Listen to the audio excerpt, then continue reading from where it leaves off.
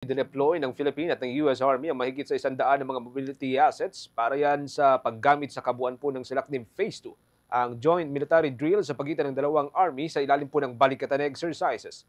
Unang nagsimula ang naturang drill noong Hunyo 16 at magtatagal hanggang ngayong araw, Hunyo 19.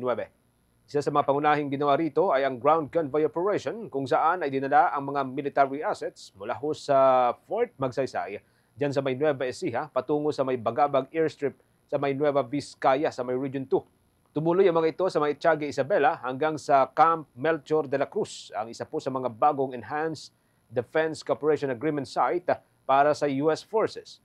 Gumamit din ang mga ito ng ilang air assets sa pagdadala ng mga sundalo at ilang mga gamit pandigma sa mga pangunahing venue ng joint military drill. Sa pamamagitan ng naturang operasyon ay tinutukoy kung paano ang mabisang pagbibiyahe sa mga gamit pandigma ng dalawang army mula yan sa may Central Luzon hanggang sa pinakahilagang bahagi ng Pilipinas. Bahagi rin ng isinagawang drill ay ang paggamit sa mga military asset ng dalawang army para sa actual combat scenario, territorial defense at air and sea movement.